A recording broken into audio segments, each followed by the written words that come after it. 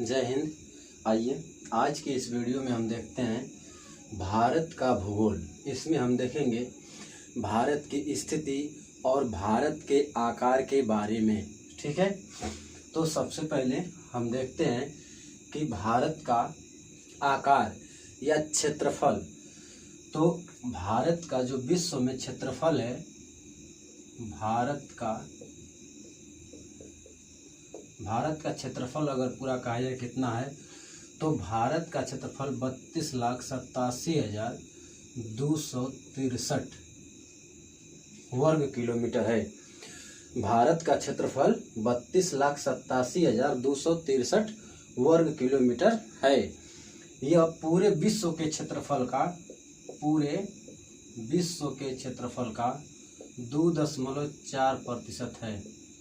पूरे विश्व के क्षेत्रफल का 2.4% है। तो यहाँ दो आंकड़े एकदम याद रखेंगे कि भारत का क्षेत्रफल जो है 32,87,263 वर्ग किलोमीटर है और यह पूरे विश्व के क्षेत्रफल का 2.4% है। भारत जो है विश्व में 7वां सबसे बड़ा देश है। भारत जो है विश्व में 7वां सबसे बड़ा देश है। भारत विश्व में 7वां सबसे बड़ा देश है। भारत जो है विश्व में सबसे बड़ा 7वें नंबर पर आता है। यानी भारत से 6 बड़े देश हैं। बस इस पूरी दुनिया में भारत से केवल 6 बड़े देश हैं। बाकी अन्य देश जो हैं भारत से छोटे हैं। तो उन 6 देशों के हम नाम लिख लेते हैं कि भारत, ये याद करना जरूरी है, भारत से बड़े 6 देश। ठीक है, तो देखिएगा सबसे बड़ा जो देश है हमारा वो रूस है, जिसका क्षेत्रफल पूरे विश्व का लगभग 17.9% है। रूस का जो क्षेत्रफल है पूरे विश्व के क्षेत्रफल का 17.09% है। और भारत का क्षेत्रफल जो है पूरे विश्व का 2.4% है। ये आंकड़े एकदम याद रखेंगे। देखिए ये जो हम पढ़ा रहे हैं ये कॉम्पिटिटिव एग्जाम के लिए बहुत ज़रूरी है और ये तो क्लास 9th और 10th से ही शुरू हो जाता है। तो स्पेशल करके देखा जाए तो 9th और 10th है और कॉम्पिटिटिव एग्जाम के लिए। फिर रूस के बाद जो दूसरे नंबर पर आता है वो है कनाडा। दूसरे नंबर पर कनाडा आता है और तीसरे पर आता है संयुक्त राज्य अमेरिका। संयुक्त राज्य अमेरिका। और इसके बाद चौथे नंबर पर जो आता है वो है आपका चीन। चौथे नंबर पर चीन है और 5वें पर ब्राजील है। ब्राजील। और 6वें पर ऑस्ट्रेलिया है। 6वें पर ऑस्ट्रेलिया है और 7 नंबर पर हमारा आता है भारत। तो ये भारत से 6 बड़े देश रूस, कनाडा, संयुक्त राज्य अमेरिका, चीन, ब्राजील, ऑस्ट्रेलिया और भारत। भारत जो है 7वें नंबर पर आता है। पूरे विश्व के क्षेत्रफल का ये कितना है? 2.4%। लगभग में इसका क्षेत्रफल लिखा जाता है 32.8 लाख वर्ग किलोमीटर। ठीक है, तो इतना आप नोट करिए। तो अब हम और आगे बढ़ते हैं। ठीक है, देखिए ये तो हम जान गए कि भारत का क्षेत्रफल कितना है, पूरे विश्व के क्षेत्रफल का कितना है, भारत विश्व में चौथे स्थान पर है। ठीक है, अब भारत को देखा जाए कि अगर जनसंख्या की दृष्टि से किस नंबर पर है, तो भारत जो है जनसंख्या की दृष्टि से दूसरे स्थान पर है। यानी पहले स्थान पर चीन है, यानी चाइना में जो है सबसे अधिक जनसंख्या है और उसके बाद जो है कि भारत में। तो भारत जो है जनसंख्या की दृष्टि से दूसरे स्थान पर है। भारत जनसंख्या की दृष्टि से चीन के बाद दूसरे स्थान पर है। चीन के बाद दूसरे स्थान पर है, दूसरे स्थान पर है। भारत की कुल जनसंख्या लगभग 130 करोड़ के पार हो गई है। जब आएगा जनगणना का नया हिसाब आएगा तो उसमें जो है 130 करोड़ से पार हो जाएगी। तो देखिए भारत जो है जनसंख्या की दृष्टि से दूसरे स्थान पर है। अगर जनसंख्या की दृष्टि से देखा जाए तो दूसरे स्थान पर, और क्षेत्रफल की दृष्टि से देखा जाए तो 7वें स्थान पर है। ठीक ना। अब हम लोग समझते हैं भारत की स्थिति के बारे में। ठीक है, तो इसके लिए हमें भारत का नक्शा बनाना होगा। तो हम एक छोटा सा भारत का नक्शा बनाते हैं। खूबसूरत तो बनेगा, बहुत अच्छा, आप समझिएगा। आपको अच्छा ना लगेगा हम जानते हैं, लेकिन क्या करें, बनाना तो पड़ेगा ही।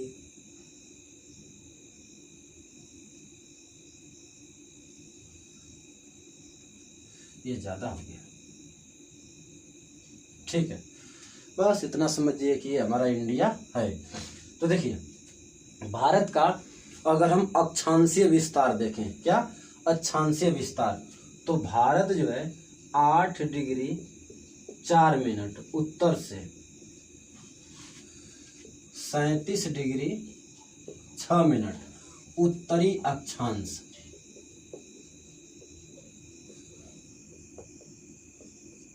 देखिए अभी बस इतना आप याद कर लीजिए कि 8 डिग्री 4 मिनट से 37 डिग्री 6 मिनट पर भारत की स्थिति जो है ये अक्षांशीय विस्तार है।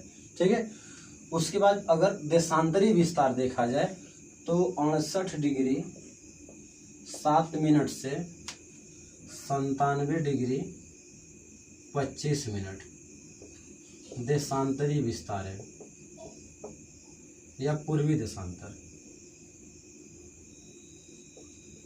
पूर्वी देशांतर। अभी हम आपको बता देंगे अक्षांश और देशांतर क्या है।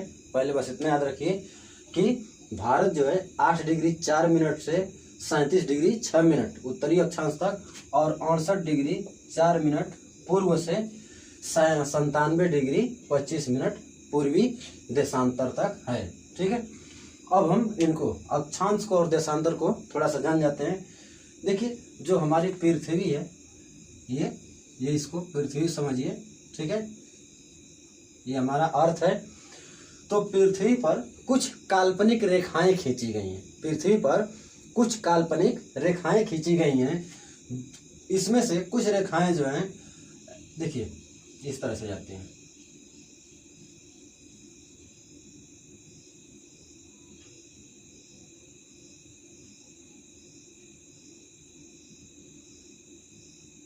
ठीक है, कुछ रेखाएं जो हैं पूरब से पश्चिम जाती हैं, तो इनको हम कहते हैं अक्षांश रेखाएं, अक्षांश रेखाएं। और ये अक्षांश रेखाओं की संख्या जो होती है वो 180 होती है। अक्षांश रेखा 90 ऊपर और 90 नीचे होती हैं, 90 डिग्री ऊपर और 90 डिग्री नीचे होती हैं। तो कुल अक्षांश रेखाओं की संख्या 180, यानी 180 डिग्री कुल अक्षांश रेखाएं होती हैं। अब इसमें कुछ उत्तर से दक्षिण भी खींची गई हैं, कुछ उत्तर से दक्षिण खींची गई हैं। इनको हम कहते हैं देशांतर रेखाएं, देशांतर रेखाएं, देशांतर रेखाएं। और इनकी संख्या जो है वो 360 है। देशांतर रेखाओं की संख्या 360 है और अक्षांश रेखाओं की संख्या 180 है। तो इस तरह से देखेंगे तो अक्षांश में हमको 8 डिग्री उत्तर से 37 डिग्री 6 मिनट उत्तरी अक्षांश पर हमारा भारत मिलेगा। और देशांतरी विस्तार में देखा जाए तो 68 डिग्री 7 मिनट से 97 डिग्री 25 मिनट, 97 डिग्री 25 मिनट पर ये भारत की स्थिति है। अगर भारत देखिए, अगर पृथ्वी को एकदम बीचों बीच से जो बांटती है रेखा, उसको हम कहते हैं भूमध्य रेखा, उसको हम कहते हैं भूमध्य रेखा। ये भारत का नक्शा जरूरी है, इसीलिए हम मिटा नहीं रहे हैं, इस पर आप लोग समझिएगा कि भारत के पूरे विश्व के पृथ्वी के बीचों बीच से एक काल्पनिक रेखा जाती है जो पूरे पृथ्वी को 2 बराबर भागों में बांटती है। तो इसमें ऊपर वाले हिस्सा को हम कहते हैं उत्तरी गोलार्ध। 2 गोलों में बांट देगी तो हम इसको कहेंगे गोलार्ध, उत्तरी गोलार्ध, और एक हो जाएगा दक्षिणी गोलार्ध, एक हो जाएगा दक्षिणी गोलार्ध। ठीक है।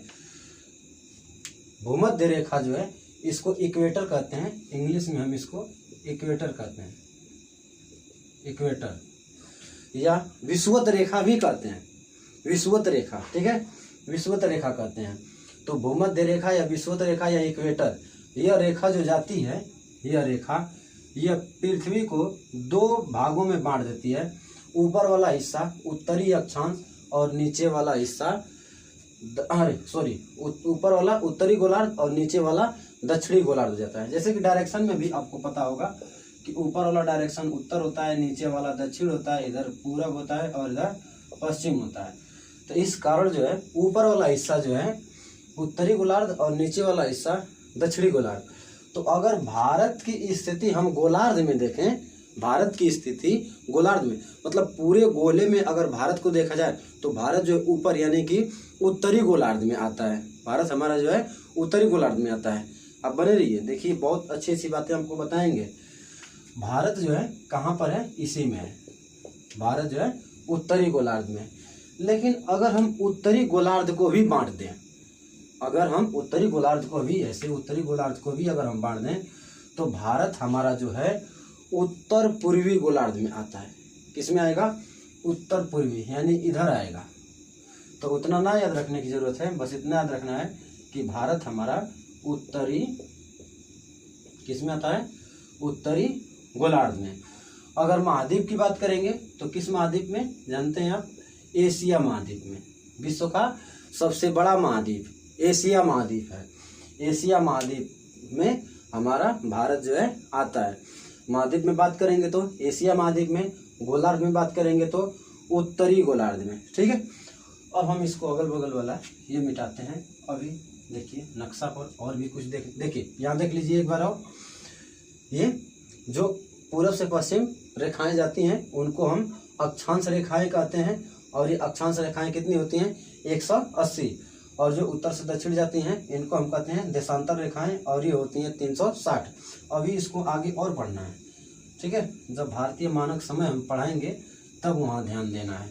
अभी फ़िलहाल के लिए हम इसको हटाते हैं और आपको और भी कुछ हम बताते हैं, ध्यान से बने रहिएगा। देखिए मन लगा के पढ़ाई कीजिए, आपको बहुत कुछ सिखाना है हमें। ठीक है, ये हो गया उत्तरी गोलार्ध। तो ये तो हो गया कि हम देखिए कितना आपको बता चुके हैं, भारत का क्षेत्रफल 32,87,263 वर्ग किलोमीटर। यह पूरे विश्व के क्षेत्रफल का 2.4% है। भारत का अक्षांशीय विस्तार 8 डिग्री 4 मिनट उत्तर से 37 डिग्री 6 मिनट उत्तरी अक्षांश तक है, और 68 डिग्री 7 मिनट पूर्व से 97 डिग्री 25 मिनट पूर्वी देशांतर तक है। देखिए भारत के बीचों बीच से कर्क रेखा जाती है, भारत के बीचों बीच से कर्क रेखा जाती है, ठीक ना। कर्क रेखा, ये है कर्क रेखा। अब कहेंगे कर्क रेखा क्या है, तो देखिए ये हमारी पृथ्वी, और 0 डिग्री पर हमारी है भूमध्य रेखा, 0 डिग्री पर है भूमध्य रेखा।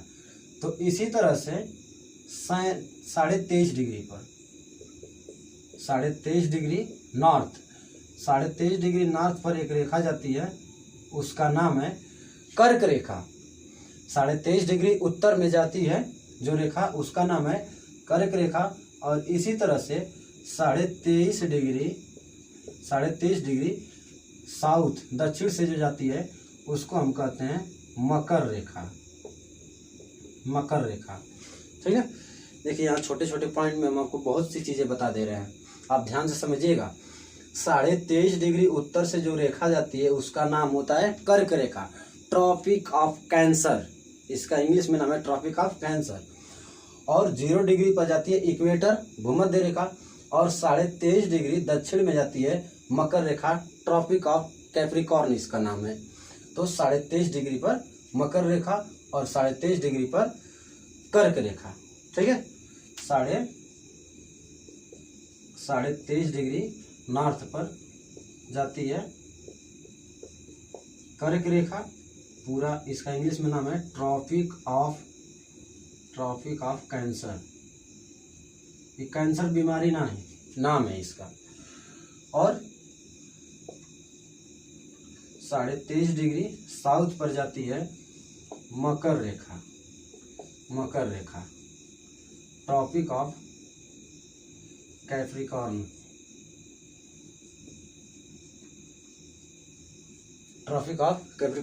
ठीक है। तो देखिए 23.5 डिग्री उत्तर से जाती है कर्क रेखा और 23.5 डिग्री दक्षिण से जाती है मकर रेखा।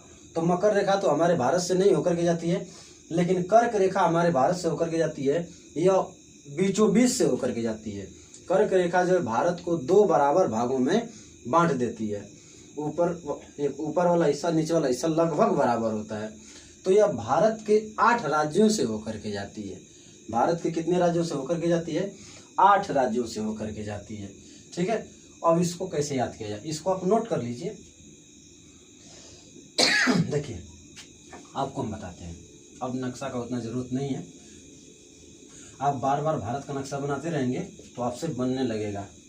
ठीक है, आपको हम नोट करवाते हैं। देखिए टॉपिक वाइज नोट करवा देते हैं।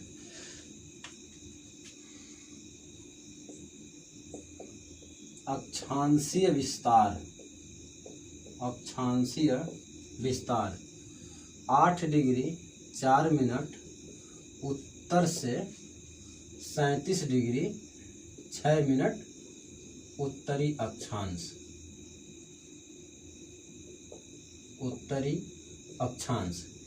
और देशांतरीय विस्तार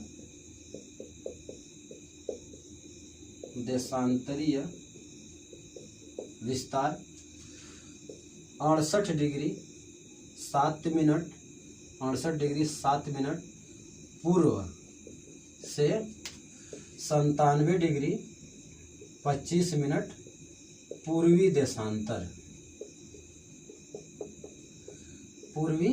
देशांतर। कर्क रेखा जो है, कर्क रेखा भारत के बीचों बीच से होके जाती है, एकदम बीचों बीच से होके जाती है, बीचों बीच से होकर जाती है। कितने डिग्री पर जाती है? तो 23.5 डिग्री उत्तरी अक्षांश। 23.5 डिग्री उत्तरी अक्षांश से होकर के कर्क रेखा जाती है। ठीक है, अब ये कर्क रेखा जो है भारत के बीचों बीच से जाती है, तो भारत में बहुत सारे राज्यों को काटते हुए जाएगी, ऐसे लांघते हुए चली जाएगी। तो कितने राज्यों को काटती हुई जाती है? तो ये भारत के 8 राज्यों से होकर के जाती है। कर्क रेखा भारत के 8 राज्यों से होकर जाती है, 8 राज्यों से होकर जाती है। अब ये 8 राज्यों का नाम याद कैसे होगा? तो याद करने का ट्रिक से याद होगा, ट्रिक से याद करेंगे, बहुत आसानी से याद हो गया। तो देखिए आप जैसे आप जाइए, कर्क रेखा जा रही है, बीचा में आदमी जाता है, हाथ पैर चलाते जाता है, दूसरे को मारते जाता है, झाड़ देता है। तो हम भी क्या करेंगे? जाएंगे, हम भी देखिए गमछा लिए रहते हैं, ऐसे मुंह पोंछ लेते हैं, ऐसे झाड़ देंगे। तो रास्ता में जाएंगे और धूल गर्दा लगता रहता है तो झाड़ते रहते हैं। तो इसे याद रखेंगे, मित्र पर गमछा झाड़, मित्र पर गमछा झाड़। ये है भारत के 8 राज्यों का ट्रिक, जिससे कर्क रेखा होकर के गुजरती है। यहाँ मित्र से याद रखेंगे मिजोरम, मित्र से याद रखेंगे मिजोरम, तर से याद रखेंगे त्रिपुरा, प से याद रखेंगे पश्चिम बंगाल, प से पश्चिम बंगाल, र से राजस्थान, ग से गुजरात, गुजरात, म से मध्य प्रदेश, म से मध्य प्रदेश, छ से छत्तीसगढ़, छ से छत्तीसगढ़, और झार से झारखंड, झारखंडे। देखें फुली। चलिए, मित्र पर गमछा झाड़, 1 2 3 4 5 6 7 8, ये 8 राज्य हो गए। ट्रिक क्या है? मित्र पर गमछा झाड़, मित्र पर गमछा झाड़। यहां से जो है भारत कर्क रेखा भारत के 8 राज्यों से होकर गुजरती है। ट्रिक याद रखेंगे, मित्र पर गमछा झाड़। मिजोरम, त्रिपुरा, पश्चिम बंगाल, राजस्थान, गुजरात, मध्य प्रदेश, छत्तीसगढ़, झारखंड, ये जो है कर्क रेखा से गुजरने वाले राज्य हैं। अगर इनको हम पूरब से पश्चिम या पश्चिम से पूरब व्यवस्थित करेंगे तो सबसे पूरब में आपका आएगा मिजोरम, त्रिपुरा, पश्चिम बंगाल, झारखंड, छत्तीसगढ़, और इसके बाद आपका आएगा छत्तीसगढ़, मध्य प्रदेश, राजस्थान और गुजरात। इस तरह से जो है कि राज्य आते हैं। तो ये आपका दिशा वाइज याद करने की जरूरत नहीं है, क्रम भी कोई जरूरी नहीं है, बस इसको आप याद रखेंगे कि 8 राज्यों से होकर के जाती हैं। हाँ, कभी कभी कॉम्पिटिटिव एग्जाम में पूछ देता है कि पूरब से पश्चिम इनको व्यवस्थित कीजिए, ठीक है। तो जब भारत का नक्शा दिमाग में रहेगा तो ये अपने आप याद रखेगा कि इधर पड़ता है मिजोरम, त्रिपुरा, पश्चिम बंगाल, झारखंड, छत्तीसगढ़, मध्य प्रदेश, गुजरात, राजस्थान, ठीक है।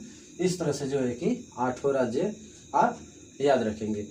तो कर्क रेखा कितने डिग्री से होकर गुजरती है? 23.5 डिग्री उत्तर से, और यह भारत के 8 राज्यों से होकर के जाती है, ठीक है। देखिए, आपको जो है भारत के 2800 राज्य की राजधानी याद होनी चाहिए, कम से कम जीके पढ़ते हैं तो इतना तो याद रखना चाहिए। मिजोरम की राजधानी आइजोल, त्रिपुरा का अगरतला, पश्चिम बंगाल का कोलकाता, राजस्थान का जयपुर, गुजरात का गांधीनगर, मध्य प्रदेश का भोपाल, छत्तीसगढ़ का रायपुर और झारखंड का रांची, ठीक ना। हमें तो याद है, कभी देखेंगे शॉर्ट वीडियो बना करके डाल देंगे, ठीक ना। अब हम देखते हैं भारत के पड़ोसी देशों के बारे में कि भारत के पड़ोसी देश, देखिए पड़ोसी किसको कहते हैं? जो हमारे घर के बगल में रहता हो उसको हम क्या कहेंगे? पड़ोसी कहेंगे। पड़ोसी जो हमारे बगल में, ठीक है। पड़ोसी कुछ अच्छे भी होते हैं, कुछ बुरे भी होते हैं, लेकिन हमसे उनसे क्या मतलब? बस याद रखना है कि हाँ पड़ोसी है भाई, तो उसको तो याद रखना पड़ेगा। आइए देखते हैं भारत के पड़ोसी देश। भारत के पड़ोसी देश भारत के पड़ोसी देश। तो कहाँ से शुरुआत किया जाए? ऊपर से नल्ला पाकिस्तान, नालायक है।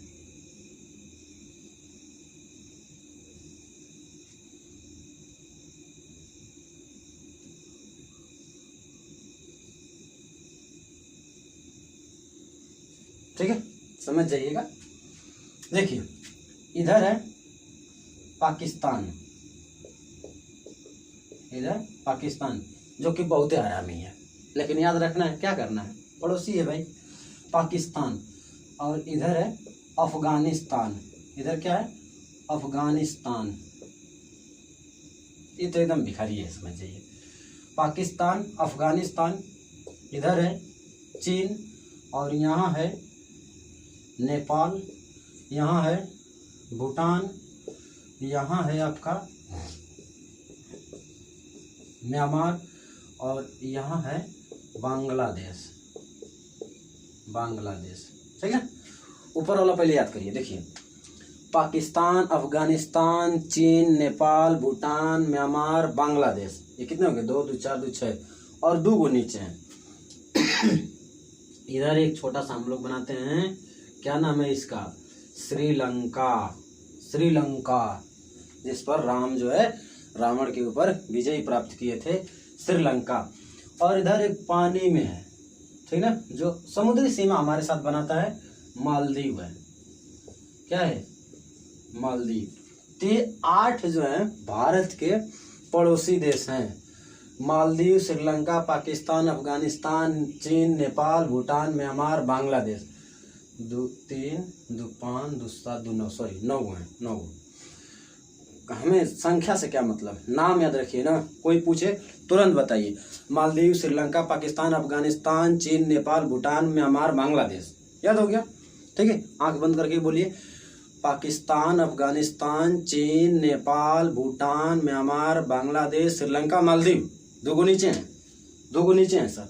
ये हमारे साथ समुद्री सीमा बनाते हैं। अगर देखा जाए तो यहाँ जगह थोड़ी सी खाली है, ठीक ना, ये सटा हुआ नहीं है श्रीलंका हमारे साथ।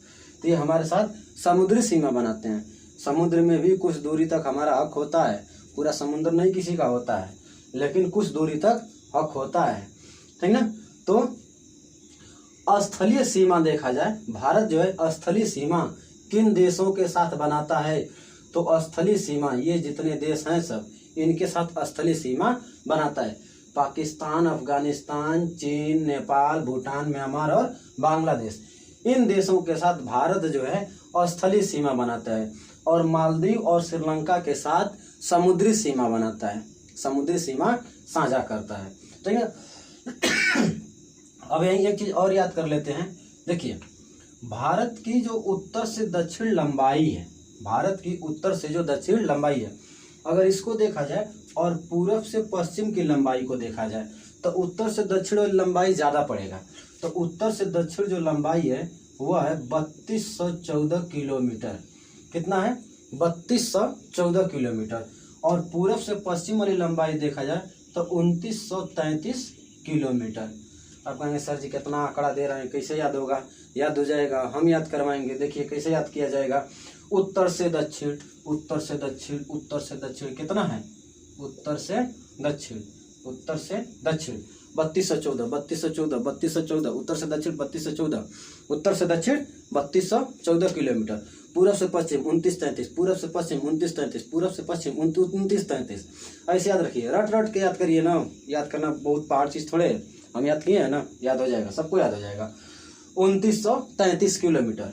पूरब से पश्चिम लंबाई कितनी है? 2933 किलोमीटर। उत्तर से दक्षिण कितनी लंबाई है? 3214 किलोमीटर।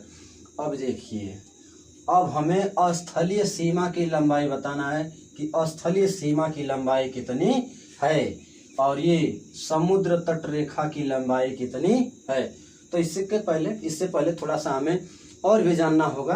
देखिए, भारत के एकदम पूरब में देखा जाए तो कौन सा राज्य पड़ेगा?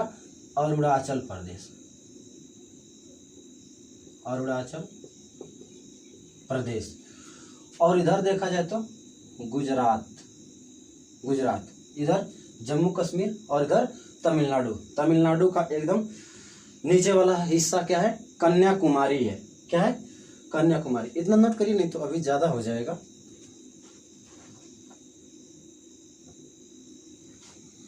देखिए क्या बताने वाले थे हम आपको। हाँ, स्थलीय सीमा। तो यहाँ है बांग्लादेश और इसी में है बंगाल की खाड़ी, बंगाल की खाड़ी। और बंगाल की खाड़ी में ही हमारा छोटे छोटे द्वीपों का एक समूह है जिसका नाम है अंडमान निकोबार, अंडमान निकोबार, अंडमान निकोबार द्वीप समूह। आप अगर भारत के नक्शा में भी देखेंगे तो ऐसे लिखा रहता है अंडमान निकोबार द्वीप समूह भारत। ये कहाँ है? बंगाल की खाड़ी में है अंडमान निकोबार। देखिए, जब भारत की स्थिति के बारे में अगर लिखने के लिए आ जाता है, ठीक ना, अगर आप 9th 10th के स्टूडेंट हैं, विद्यार्थी हैं, तो ये लिखने के लिए आता है भारत की स्थिति के बारे में लिखिए, तो आप लिखेंगे कि भारत के उत्तर, ठीक ना, सॉरी, भारत के दक्षिण पूर्व में। ये देखिए कौन सा हिस्सा पड़ेगा? ऐसे अगर डायरेक्शन में बांट दिया जाए तो ये हो गया पूरब, पश्चिम, उत्तर, दक्षिण। तो ये वाला हिस्सा क्या आएगा? ये पूरब और ये दक्षिण, तो दक्षिण पूरब में। भारत के दक्षिण पूर्व में अंडमान निकोबार द्वीप समूह, बंगाल की खाड़ी में, और इधर देखा जाए तो इधर है आपका अरब सागर, इधर है अरब सागर। अरब सागर में इधर छोटे छोटे द्वीपों का समूह है जिसका नाम है लक्षद्वीप। क्या है? लक्षद्वीप। ये हमारे केंद्र शासित प्रदेश हैं। लक्षद्वीप, अंडमान निकोबार, यहाँ है पुडुचेरी, पुडुचेरी, पुडुचेरी, इधर है आपका दादर नागर हवेली, दमन दीव, दादर नागर हवेली, दमन दीव। उसकी राजधानी क्या है? दमन है। पुडुचेरी, अंडमान निकोबार, फिर हो गया लक्षद्वीप। फिर इधर आपका चंडीगढ़, चंडीगढ़, फिर यहाँ आपका दिल्ली, और इधर आपका जम्मू कश्मीर, और इधर है आपका लेह। कितने हो गए? 1 2 3 4 5 6 7 8। तो ये हमारे 8 केंद्र शासित प्रदेश हैं। ठीक ना? याद रखिएगा। बहुत कुछ लोगों को मजाक लग रहा होगा कि सर जी क्या पढ़ा रहे हैं। देखिए, बहुत आपको जरूरी चीजें पढ़ा रहे हैं। भारत में कुल कितने केंद्र शासित प्रदेश हैं? 8 केंद्र शासित प्रदेश। देखिए, ऐसे नक्शा से याद रखेंगे ना तो आपको याद रहेगा। देखिए, जब आप मूवी देखते हैं, फिल्म देखते हैं, तो आपको 2.5-3 घंटे की फिल्म की कहानी पूरा एकदम दिमाग में आ जाती है कि ऐसे अब ये सीन आएगा, अब ये इसको मारेगा, अब ये होने वाला है। आपको कैसे याद हो जाता है? क्योंकि हम उसको अपनी आंखों के सामने देखते हैं। तो जो हमारे आंखों के सामने घटनाएं घटती हैं, जो हमारे आंखों के सामने घटनाएं घटती हैं, जो हमारी आंखें देखती हैं, वो एकदम दिमाग पकड़ लेता है। यानी दिमाग जो है वो चित्रों को जल्दी से धारण करता है। इसलिए आप इसे नक्शा से याद रखेंगे तो याद हो जाएगा। ठीक है? कुल कितने केंद्र शासित प्रदेश हैं? 8। क्या है? जम्मू कश्मीर, लेह, चंडीगढ़, दिल्ली, दादर नागर हवेली, दमन दीव। ठीक ना? ये थोड़ा ज्यादा है, 2 है, सब एक ही में मिला दिया गया। दादर नागर हवेली और दमन दीव पहले अलग अलग थे। दादर नगर हवेली उसकी राजधानी सिलवासा थी और दमन दीव की दमन थी। लेकिन 2019 में जब जम्मू कश्मीर को तोड़ा गया, जम्मू कश्मीर अलग और लेह अलग अलग 2 केंद्र शासित प्रदेश बनाए गए, तो उसी समय कुछ दिन के बाद जो है कि इनको भी एक कर दिया गया, दादर नगर हवेली और दमन दीव को, और इनकी राजधानी हो गई दमन। लक्षद्वीप की राजधानी कावरंती। पुडुचेरी है। अंडमान निकोबार द्वीप समूह की राजधानी पोर्ट ब्लेयर है। दिल्ली की दिल्ली है। चंडीगढ़ की चंडीगढ़ है। जम्मू कश्मीर का श्रीनगर है और लेह का लद्दाख है। तो ये याद कर लीजिएगा। आप कहीं से भी लिख सकते हैं, नहीं तो एक शॉर्ट वीडियो हम आपको बना करके दे देंगे। केंद्र शासित प्रदेशों की राजधानी और भारत के 28 राज्य और उनकी राजधानी। ठीक ना? अभी आप याद रखेंगे कि केंद्र शासित प्रदेश कौन कौन है? जम्मू कश्मीर, लेह, दिल्ली, चंडीगढ़, दादर नागर हवेली, दमन दीव, लक्षद्वीप और इधर से आपका अंडमान निकोबार और पुडुचेरी। तो ये हैं 8 केंद्र शासित प्रदेश। देखिए, अब हम कहाँ पर थे कि स्थलीय सीमा की लंबाई। तो अगर यहाँ से स्थलीय सीमा देखा जाए ऐसे ऐसे इस तरह से, ठीक ना, तो ये जो है बहुत ज़्यादा हो जाएगा। ठीक ना? तो ये लंबाई पूरी है। ठीक ना? यहाँ हम लिख दे रहे हैं कि भारत की स्थलीय सीमा की लंबाई, भारत की स्थलीय सीमा की लंबाई 15,200 किलोमीटर। 15,200 किलोमीटर। ऐसे जहां तक ये जमीन को टच करे, पानी को ना नीचे वाला नहीं लेना है, ऊपर वाला बस। ये ऐसे इस तरह से, ठीक ना? पाकिस्तान, अफगानिस्तान, चीन, नेपाल, भूटान, म्यांमार, बांग्लादेश, ये जो सीमा साझा करता है, कुल कितनी लंबाई है? 15,200 किलोमीटर है। ठीक ना? और नीचे वाला देखा जाए, यहाँ गुजरात के नीचे से शुरू होता है। गुजरात, महाराष्ट्र, गोवा, केरल, तमिलनाडु, ठीक ना, तेलंगाना, आंध्र प्रदेश, त्रिपुरा, यहाँ तक जो है समुद्र से सटा हुआ है। और ये अंडमान निकोबार, लक्षद्वीप, ठीक है, इन सबको मिला करके समुद्र तट रेखा हो जाता है। तो समुद्र तट रेखा की लंबाई होती है 7516.6। ठीक है, इसको आप नोट करिए, तो लिखवा देते हैं ऊपर पर, यहाँ हम लिख दे रहे हैं। ठीक है, देखिए ऐसा बताते हैं, ये क्या, भारत की समुद्र तट रेखा की लंबाई, समुद्र तट रेखा की लंबाई 7516.6 किलोमीटर है। ठीक ना, तो समुद्र तट रेखा की लंबाई ये, और इसमें अंडमान निकोबार लक्षद्वीप ये सब शामिल है इधर से, और ये अंडमान निकोबार और लक्षद्वीप, और ये नीचे से ये वाला हिस्सा समुद्र तट वाला कितना है 7516.6 किलोमीटर, और स्थलीय सीमा की लंबाई कितनी है 15,200 किलोमीटर। ठीक ना, अब आज की वीडियो में इतना ही रहने देते हैं, वीडियो लंबा हो जाएगा। नेक्स्ट वीडियो में अभी हमें और भी समझना है कि जो हमारे भारत के पड़ोसी देश हैं वो किन राज्यों से सटते हैं, भारत में सबसे बड़ा राज्य कौन है, सबसे छोटा राज्य कौन है, जनसंख्या की दृष्टि से सबसे बड़ा सबसे छोटा, ठीक ना, और इनके बीच जो रेखाएं हैं, जो जल संधि है, ठीक ना। तो देखते रहिए अजर लर्निंग हब, चैनल को सब्सक्राइब जरूर करें। धन्यवाद।